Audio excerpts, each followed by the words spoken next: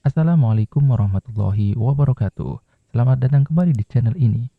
Pada kesempatan kali ini saya akan membagikan tips cara mengganti baterai mobil Suzuki yang masih menggunakan gagang kunci atau belum keyless. Untuk spesifiknya, kunci yang saya pakai ini adalah kunci Suzuki R3. Namun kalian jangan khawatir, tipe atau jenis dari kunci Suzuki R3 itu di semua tipe Suzuki itu hampir sama, mulai dari Suzuki Swift, Karimun, Grand Vitara, Baleno, Estilo, Exover, Ignis itu hampir sama untuk yang menggunakan eh, gagang kunci. Bedanya adalah tipe dari chipnya. Jadi kalian bisa menggunakan tips ini untuk mengganti kunci mobil Suzuki yang lain yang masih menggunakan gagang kunci. Oke, sebelum lanjut, untuk kalian yang belum subscribe, mohon dukungan channel ini dengan mensubscribe dan menyalakan lonceng notifikasi agar kami lebih semangat lagi membuat konten yang bermanfaat untuk kalian.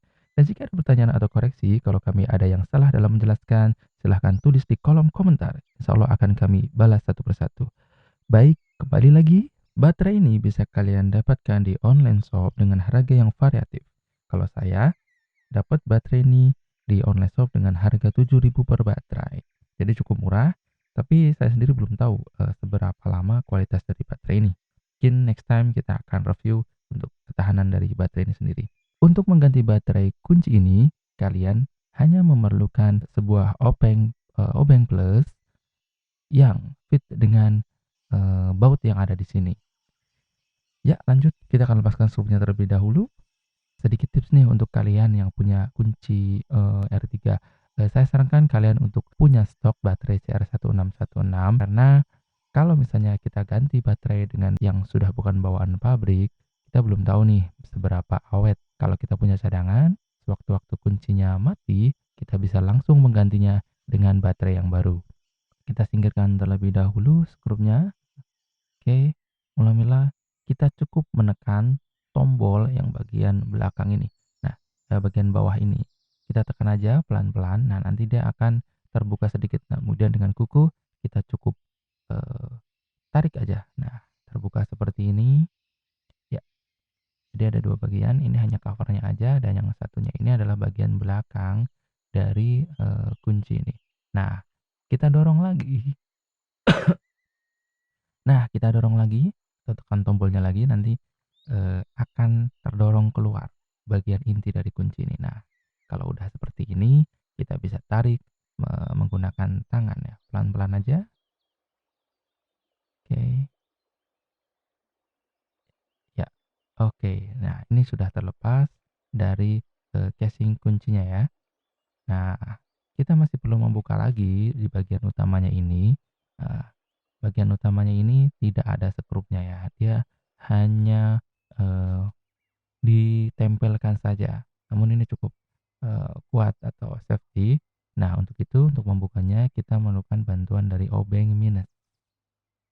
Kita hanya perlu sedikit mencungkilnya supaya eh, bagian utamanya ini terbelah atau terpisahkan menjadi dua, lalu kita gunakan kuku untuk membukanya. Nah, ini akan ada dua bagian. Bagian yang sebelah kiri adalah bagian baterainya untuk menempatkan baterai, dan bagian sebelah kanan ini adalah PCB atau tempat chip dari kunci ini. Nah, yang akan kita ganti adalah yang bagian sebelah kiri ini, dan perlu diperhatikan sebelum mengganti perlu diingat bahwa bagian yang agak bulat ini, bagian yang agak lengkungnya tidak siku ya ini. Nah, itu adalah bagian atasnya. Jadi jangan sampai terbalik. Kalau terbalik nggak masalah sih, cuman eh, kuncinya nanti tidak bisa hidup. Nah, untuk itu kita lepas pelan-pelan, kita congkel aja dikit dengan obeng minus. Kalau udah terangkat, baru kita eh, ambil menggunakan tangan. Ya, oke. Ini udah lepas dan ini adalah baterai yang tipe lama. Dia menggunakan Panasonic made in Indonesia. Oke, setelah itu kita persiapkan baterai yang baru. Saya menggunakan Maxell CR1616. Oke, baterainya sudah kita buka. Ini adalah bagian yang agak melengkung sisinya ya, ya.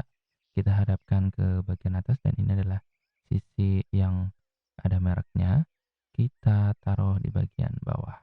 Oke, kita langsung aja, letakkan di, bagian baterainya seperti tadi, jangan sampai terbalik.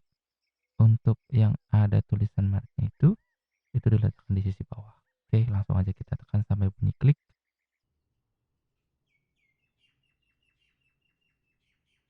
Ya, kalau udah terpasang seperti ini, kita tinggal, kembalikan ke sisi bodi yang satunya. Ya, kita satukan kembali dan pelan-pelan kita tekan. Ya, sampai rapat seperti ini. Oke, kemudian kalau sudah rapat seperti ini, kita pasangkan kembali di, casing kuncinya. Oke, seperti ini. Nah, kalau sudah, kita pasangkan penutupnya dan setelah itu kita masukkan kembali penguncinya atau baut penguncinya. Ya, mengganti kunci Suzuki R3 ini cukup mudah ya. Jadi kalian hanya perlu mempunyai cadangan baterainya saja. Kalian ready stock di rumah itu kalau misalnya kira-kira kuncinya sudah lemah atau dari jarak 2 atau 3 meter itu kadang mau, kadang enggak, nah itu biasanya baterainya sudah lemah. Jadi kalau sudah seperti itu, kalian harus segera ganti daripada nanti lagi di jalan kemudian kuncinya mati. Nah, itu akan jadi repot. Nah, selesai sudah untuk cara mengganti baterai di kunci Suzuki yang masih menggunakan batang kunci. Langsung aja kita coba ke mobilnya, kita pencet. Ya, mobil merespon dengan lampunya menyala, berarti penggantian baterai berhasil. Baik, segitu aja tips dari kami, semoga bermanfaat. Terima kasih telah menonton video ini. Assalamualaikum warahmatullahi wabarakatuh.